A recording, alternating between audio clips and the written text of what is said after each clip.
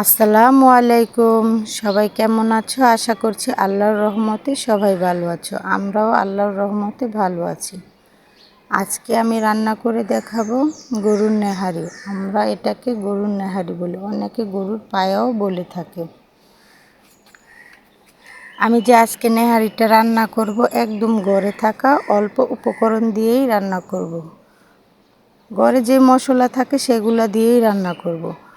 তোমরা আবার ভেবো না যে ঘরে থাকা অল্প মশলায় নেহারিটা রান্না ভালো হবে না, এটা খেতে ভালো লাগবে। আমি পেঁয়াজ কেটে নিয়েছি, আদা রসুন বাটা, 2টা তেজপাতা, 3টা দারচিনি, তিনটা এলাচ, লবণ, হলুদ, মরিচ আর ধনিয়ার গুঁড়া। এগুলো আমি নেহারিতে দিয়ে দিলাম। এরপর চুলাতে আমি গরম পানি বসাই রাখছি।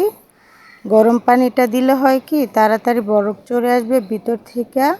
নেহারির যে একটা ঠান্ডা পানি দেওয়ার পর বলক আসতে আসতে একটা সাদা ফেনার মতো ওঠে, ওই জিনিসটা উঠবে না। তোমরা গরম পানিটা দিয়ে নেহারি সবসময় রান্না করে দেখো, নেহারিটা অনেক সুন্দর হয়।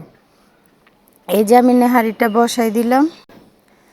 আমি কিন্তু এক ফোঁটাও তেল দিইনি, একদম তেল ছাড়া নেহারিটা আমি রান্না করব। কিছু কাঁচামরিচ দিয়ে দিলাম। এই যে এই পর্যায়ে দেখতে পাচ্ছ আমি চুলার আঁচটা একদম ঢিম ঢিম করে রেখে দিয়েছিলাম যখন বলক আসছিল। এখন দেখো এই পর্যায়ে আসছে, উপরে দেখো কত তেল উঠছে। আমি এখানে কিছু সলিড মাংস ব্যবহার করছি নেহারিতে, আর একটু মাংসর সাথে পায়ার সাথে একটু তেল তেল ছিল। সলিড মাংস দিয়েছি, ওই মাংসতে একটু তেল তেল ছিল, সেজন্য আমি আর তেল দিইনি। দেখো কত তেল উঠেছে। তেল ছাড়া নেহারি রান্না তোমরা সবাই খেয়ে দেখবা। এই রান্নাটা ট্রাই করতে পারো, তোমাদের কেমন লাগে ট্রাই করে খেয়ে দেখতে পারো। যদি তোমাদের ভালো লাগে অবশ্যই কমেন্টে জানাবে। এরপর আমি নেহারিটা বাগার দিব।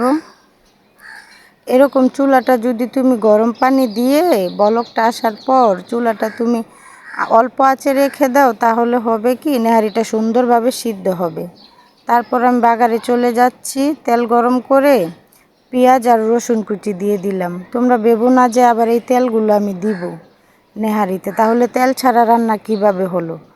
আমি শুধু পেঁয়াজ রসুনটা লাল করে ওইখানে শুধু ঢেলে দিব, যাতে বাগার জাস্ট একটা ভালো একটা গ্রানের জন্য দিছি এটা। এই পর্যায়ে লাল হয়ে যাওয়ার পর এগুলো ঢেলে শুধু পেঁয়াজটা আর রসুনটা আমি দিব, তাহলেই হয়ে যাবে।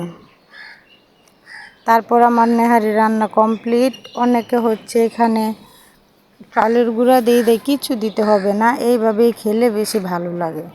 চালের গুঁড়াটা দিলে হয় কি নেহারির ঝোলটা একটু আটা আটা বা একটু বেশি ঘন ঘন লাগে। যাদের ঘন খেতে পছন্দ তারা দিতে পারো, আমরা এইভাবেই খাই, এইভাবেই আমার কাছে বেশি স্বাদ লাগে।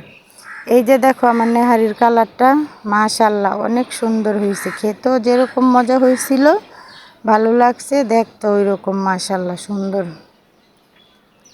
একদম সাদা নেহারি তো ভালো লাগে না, একটু ঝাল ঝাল একটু অল্প, তাহলে তো ভালো লাগবে খেতে।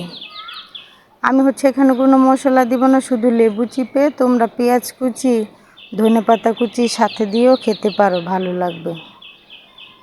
তোমাদের ভাইয়াকে খেতে দিছি, অফিসে চলে যাবে। তারপর রুটি বানাই দিয়েছি সকালে। রুটি দিয়ে নেহারি দেখো ধরার আগে নেহারি খুলে যাচ্ছে, কত সুন্দর সেদ্ধ হয়েছে। তারপর তোমার ভাইয়া খাচ্ছে। এদিকে আব্দুর রহমান কান্না করতেছে, ওকেও আলাদা বাটিতে দিতে হবে। তারপর আবার ওর বাবার চলে যাওয়ার পর ওকে আবার আলাদা বাটিতে দিলাম। ও তো শুধু খেতে পারবে না, নাড়াচাড়া করতেছে, এতেই ও খুশি।